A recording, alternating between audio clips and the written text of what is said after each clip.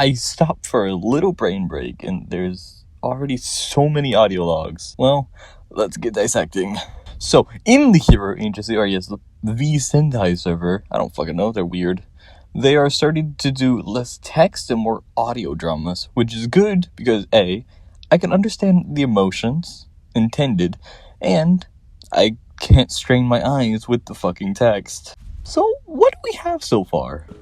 Don't think you can try to hide from me. I can hear your breaths.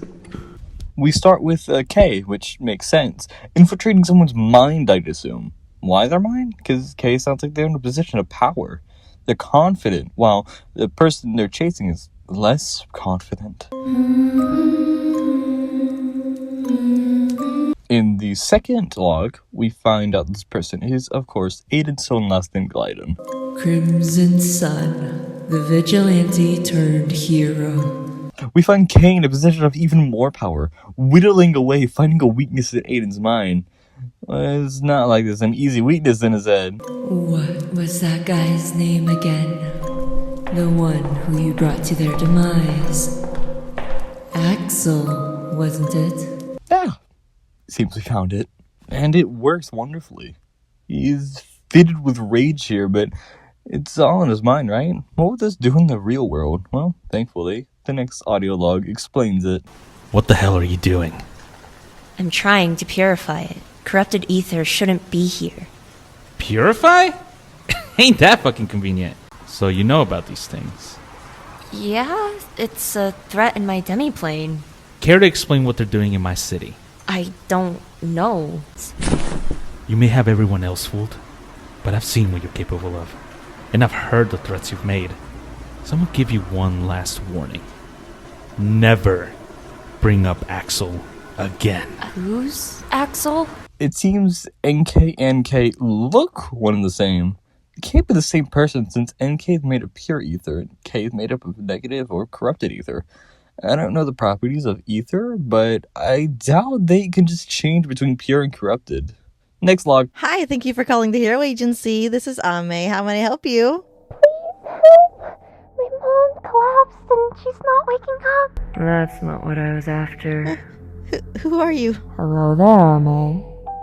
A little late, I'm afraid. But it seems K is doing something to innocence. K declares everyone their playthings. Yet I don't see why they would cause chaos to innocents that can't do anything. To cause a ruckus? To make the heroes appear. It is interesting to think about. This is Elos von Adelberg reporting on the first week of the month of April 2042. On March 9th, 11:52 a.m., first sighting of an unidentified aberrant creature designated as Anomaly Version Alpha. Anomaly Alpha appeared as an inky black blob approximately 14 centimeters in diameter. It was relatively harmless and disposed of easily by first-rate agency operative Argent.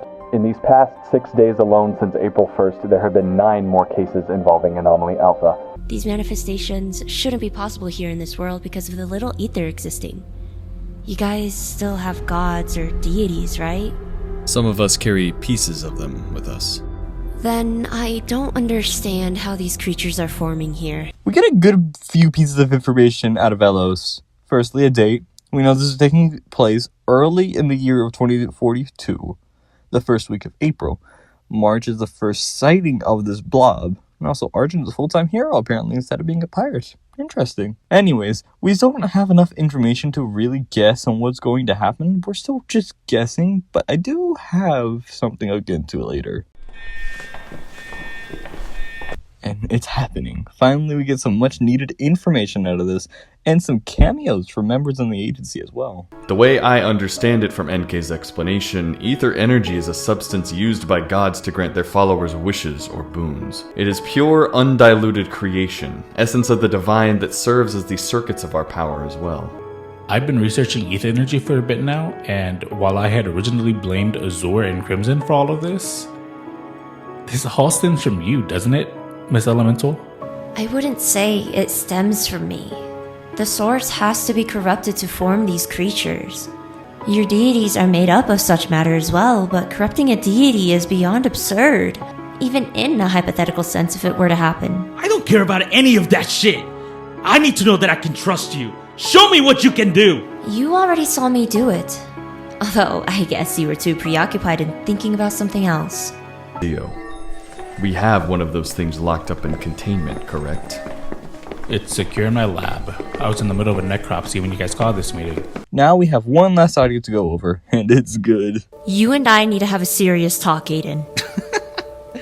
Talk about what? For you to fuck with me? Well, that's already suspicious. He's on the offensive off the bat. It feels different. I'll get into what I think after, but keep this in mind. I care about the well-being of this city, of this world, of the people here that these creatures are affecting. Fucking lives are being lost, and I'm trying to help stop it. What are you doing? What am I doing?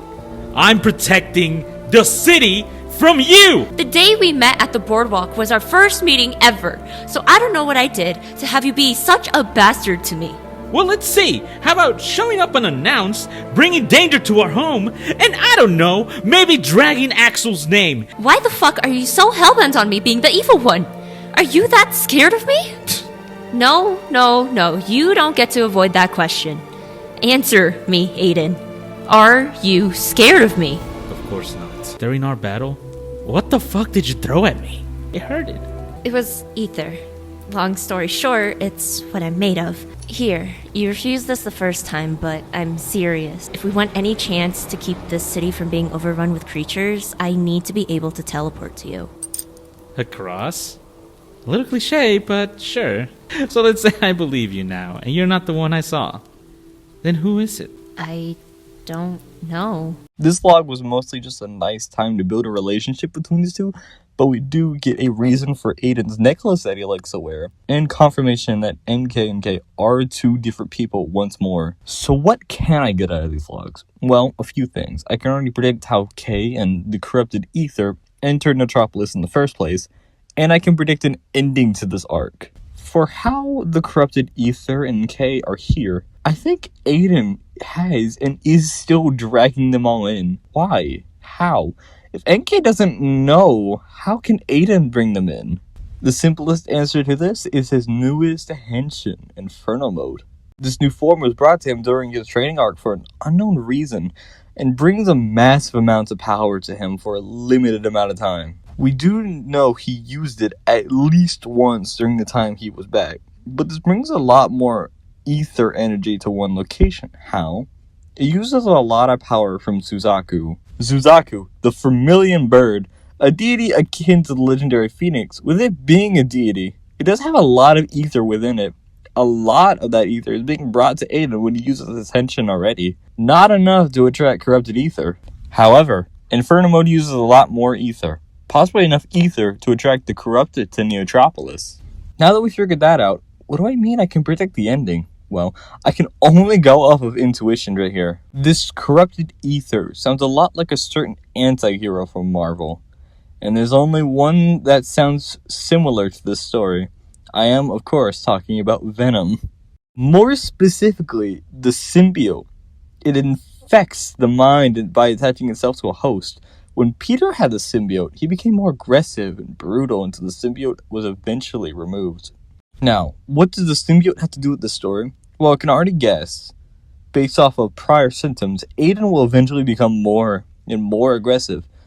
Enough aggression to warrant suspicion from NK. The corrupted ether will eventually form, taking control of Ayden, making him face his fears mentally while destroying everything he wants to protect. However, this is just a theory. A hero theory, going off of information I've gotten so far. There's still so much to happen and so many more story points to occur that I can't be fully confident with that theory just yet. But that's why it's called a theory anyways.